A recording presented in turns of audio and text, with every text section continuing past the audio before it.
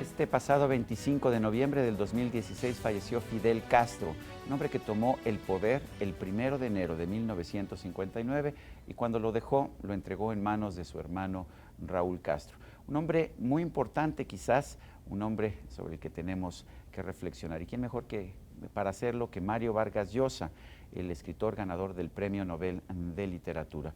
Mario Vargas Llosa, gracias por estar con nosotros en la entrevista. Sin duda un personaje importante, pero además enamoró a muchos intelectuales y escritores allá en los años 60, incluido Mario Vargas Llosa, ¿no es así? Desde luego, el triunfo de la Revolución Cubana fue recibido con enorme entusiasmo, esperanza, y no solo en América Latina, y creo que mi generación sobre todo pues quedó fascinada, primero por la aventura que significó, digamos, la revolución. Parecía una novela decimonónica, había una dictadura, los jóvenes se echaban a la montaña, al principio era un grupo muy pequeño y luego a base de heroísmo pues derrotaban al tirano. Y sobre todo lo que era interesante en el caso de la Revolución Cubana es que no estaba hecha a través del Partido Comunista. Los líderes del 26 de julio, empezando por Fidel Castro, decían que no pensaban establecer de ninguna manera un régimen comunista, que traían la libertad, que habría elecciones libres, que se haría justicia social, desde luego, pero dentro de un clima de coexistencia en la diversidad. Todo eso fue mentira. Fidel Castro optó muy rápidamente por el modelo soviético, que le garantizaba la permanencia en el poder de manera indefinida, y optó por una política que ha sido pues desastrosa para Cuba, nacionalizaciones, colectivización. Resulta que Cuba es hoy día más pobre de lo que era cuando triunfó la revolución en fines del año 58, comienzos del 59.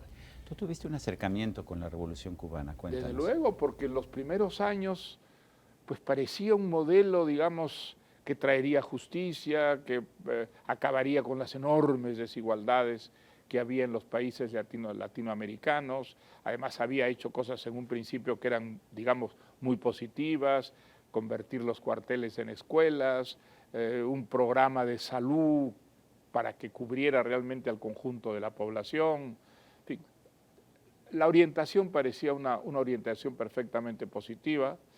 Y luego, poco a poco, vino el desencanto y al final, pues Cuba se convirtió en un pequeño país de estructura, de características puramente soviéticas, una dictadura intolerante, implacable con toda forma de disidencia o de crítica.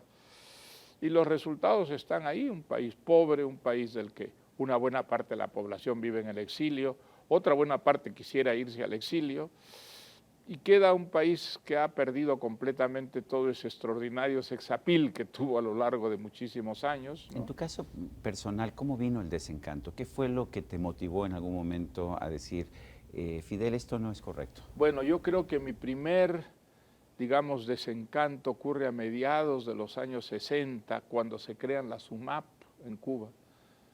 ¿Qué eran las SUMAP? La SUMAP era un título eufemístico, unidades movilizables de apoyo a la producción. En realidad eran campos de concentración donde se metieron mezclados enemigos de la revolución, disidentes, los llamaban los gusanos, homosexuales, jóvenes homosexuales y criminales comunes. A mí me impresionó mucho, sobre todo porque yo estaba vinculado a un grupo de pintores, de actores, escritores, poetas, que se llamaba El Puente, donde había gente joven, sobre todo chicos y chicas, y todos muy entusiastas con la revolución, convencidos además de que la revolución no solo iba a traer justicia social en el campo económico, sino también en el campo de las costumbres, en el campo de la moral. Efectivamente había muchos homosexuales entre ellos. Bueno, pues todos ellos, prácticamente todos, cayeron en estas redadas y hubo casos realmente trágicos, suicidios. Es la primera vez que yo me atreví a escribirle una carta a Fidel Castro diciéndole mi perplejidad, mi sorpresa. ¿Lo conocías personalmente? No lo conocía personalmente, no. Pero a raíz de esta carta privada recibí una invitación para tener una conversación con él, a la que asistimos unos 10 escritores más o menos, que seguramente habían manifestado, como yo, mucha sorpresa y actitudes críticas, ¿no?, por la cosa de la SUMAP. Y la única vez que tuve una reunión con él, que duró prácticamente 12 horas, de 8 de la noche a 8 de la mañana. Le gustaba hablar, ¿no? Era un No, monólogo. pero, bueno, no aceptaba interlocutores, ¿no? Eran solo oyentes, ¿no? Él hablaba y uno escuchaba, y de pronto, pues en un pequeño resquicio del monólogo podía meter una pregunta. Era una fuerza de la naturaleza, era muy impresionante estar con el mito vivo, ¿no?, que era Fidel Castro todavía en esa época. Pero yo no quedé convencido, quedé impresionado, pero no convencido. Y desde entonces ya, digamos, mi entusiasmo fue decayendo, hasta que finalmente se produjo la ruptura cuando el caso Padilla, que seguramente recuerdas. Lo recuerdo, pero quizás nuestro Mira, público era un poeta importante en Cuba, que prácticamente dejó la poesía para trabajar por la revolución. Llegó a ser viceministro de Comercio Exterior y trabajó, pues, en cuerpo y alma por la revolución. Y de pronto empezó a hacer críticas a la política cultural del régimen, no a la revolución, ni muchísimo menos. Y entonces hubo una especie de movilización contra él feroz en toda la prensa del régimen, que era la prensa que había en Cuba, y finalmente fue encarcelado. Nosotros hicimos una protesta, los que no conocíamos, sabíamos que él no podía ser de ninguna manera un enemigo de la revolución, y mucho menos un agente de la CIA, como fue acusado. Y entonces salió de los calabozos en un acto público horrible que recordaba los juicios grotescos de Stalin, ¿no? Acusándose de ser agente de la CIA y acusándonos a todos los que lo habíamos defendido de ser agentes de la CIA. Fue algo tan absolutamente grotesco, lastimoso, que muchos intelectuales del mundo que habían apoyado la revolución, como Sartre, como Moravia, como Susan Sontag, que firmaron nuestro manifiesto de protestas. Y pues después se produjo una ruptura, y en mi caso, y creo que el de otros intelectuales también, una revalorización de la democracia, de la tolerancia frente a la crítica. Y además, para mí fue muy importante recuperar una especie de libertad que yo la sentía muy constreñida con el gran chantaje de que no había que dar armas al enemigo, ¿no es verdad? Entonces, si uno tenía críticas al socialismo, pues debía callárselas para que no las aprovechara la reacción, el imperialismo. Y esa es un poco mi historia, y creo que es la historia de muchísimos intelectuales que después de haber tenido la ilusión, la perdieron y vieron que realmente Cuba se convertía en una pequeña dictadura comunista, intolerante, de la que probablemente la gran mayoría de la población cubana estaba también desencantada como nosotros, sin poder expresarlo, ¿no? Como muchos escritores del boom, empezaste siendo un hombre de izquierda, un escritor de izquierda, te volviste un liberal con el tiempo, pero la gente no entiende qué es un liberal. ¿Qué es un liberal? Bueno, un liberal es un hombre que cree en la libertad, que piensa que la libertad es un valor fundamental en una sociedad democrática.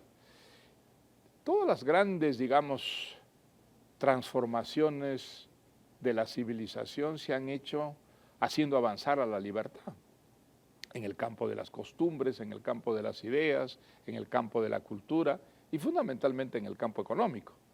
El liberalismo existió en América Latina, pero era un liberalismo que fundamentalmente combatía a la iglesia, combatía la intolerancia religiosa, pero no tenía idea del liberalismo económico y de la importancia fundamental de que hubiera, pues, propiedad privada, que hubiera, digamos, un mercado donde se compitiera y fuera el público consumidor el que determinara el éxito o el fracaso de las empresas, lo que realmente ha traído prosperidad, desarrollo, modernidad a los países. Esa fue una batalla muy difícil todavía en los años 70, en los años 80, pero yo creo que al final la realidad ha ido empujando esas ideas, y aunque todavía la palabra liberalismo provoca mucho temor, hay otras razones para estar muy inquietos con lo que puede ocurrir en el mundo. Hay un rechazo a la libertad y a la globalización en el mundo, y vemos los avances de Marine Le Pen en Francia. Donald Trump ha sido electo presidente de los Estados Unidos. El triunfo del Brexit, ¿no? El Brexit en también Gran Bretaña. En el Reino Unido. ¿Te preocupa ese rechazo? ¿Cómo no? Es lo que Popper llamaba el llamado de la tribu, ¿no es verdad? Del regreso hacia la tribu, a confinarse en lo conocido, en lo propio, y considerar a todo el que es distinto como el enemigo y como el causante de todo lo que anda mal en tu propio país. Una estupidez que realmente ha sido desmentida 1000 veces por la realidad, y una forma de nacionalismo que ha traído desgracias espantosas. Y lo que es increíble es que a pesar de todo ello, pues eso rebrote hoy en día, ¿no? Los populismos, de los que el nacionalismo es una hija predilecta, están allí y nos presentan, digamos, el desafío de un futuro sumamente incierto. En fin, yo espero que una vez más esas malas prácticas sean derrotadas, pero lo que es claro es que tenemos un futuro muy incierto, y sobre todo si el nuevo presidente de Estados Unidos trata de poner en práctica las políticas que ha prometido en su campaña. Creo que sería catastrófico para Estados Unidos, para América Latina y para el mundo entero, ¿no? Estamos viendo a muchos políticos y personajes de todo tipo decir: Fidel finalmente fue un hombre valiente que luchó en contra de la desigualdad y en contra del imperialismo. ¿Qué dirías tú? Pues es mentira, no es verdad. Las desigualdades en Cuba son hoy día gigantescas. Hay una nomenclatura privilegiada que come bien y que vive bien, y una inmensa mayoría que vive en la precariedad más absoluta. Y si no, ¿por qué miles, cientos de miles de cubanos tratan de irse del país arriesgando la muerte en el mar? Si fuera ese paraíso que ha derrotado a la desigualdad y que ha traído prosperidad para todo el mundo, ¿por qué se irían los cubanos como se van masivamente de la isla? Hoy día Cuba es más pobre de lo que era cuando triunfó la Revolución Cubana. En esa época había muchas desigualdades, había una dictadura muy corrompida como era la de Batista, pero la economía cubana era una economía muy próspera, era una economía, la tercera economía de América Latina. O sea, hoy día es una economía miserable, que vive en la precariedad, y donde el promedio de la población cubana vive en condiciones sumamente subdesarrolladas. Es el caso del grueso de la población. Hay una nomenclatura, como en todos los países comunistas, muy privilegiada, que realmente tiene acceso a la buena alimentación, que puede salir del país, pero esa es una minoría muy, muy exigua, ¿no es verdad? Y por eso es que el régimen ya no es un modelo ni en Cuba ni fuera de Cuba para nadie, salvo para pequeñas minorías, grupúsculos recalcitrantes. Pero de hecho, pues Cuba ha quedado con Corea del Norte como el último modelo del comunismo extremo y radical, y no creo que nadie crea que ese es el modelo, ¿no? Porque sí, Fidel le entrega el poder a su hermano Raúl. Sí.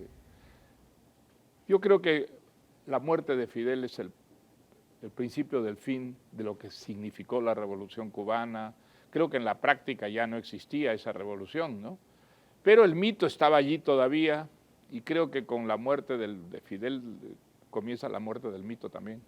Fidel dijo en el famoso juicio, después del asalto al cuartel Moncada: condenadme ahora, la historia me absolverá. Yo creo que la historia no lo va a absolver, que a la larga lo positivo y lo negativo, clarísimamente lo negativo va a prevalecer, y que probablemente pues en la historia de Cuba se verá estos 57 años de dictadura como una de las grandes manchas negras, ¿no?, de la historia del país. Mario Vargas Llosa, gracias por esta conversación. Y a usted, amigo televidente, gracias también por estar con nosotros. Nos vemos la próxima.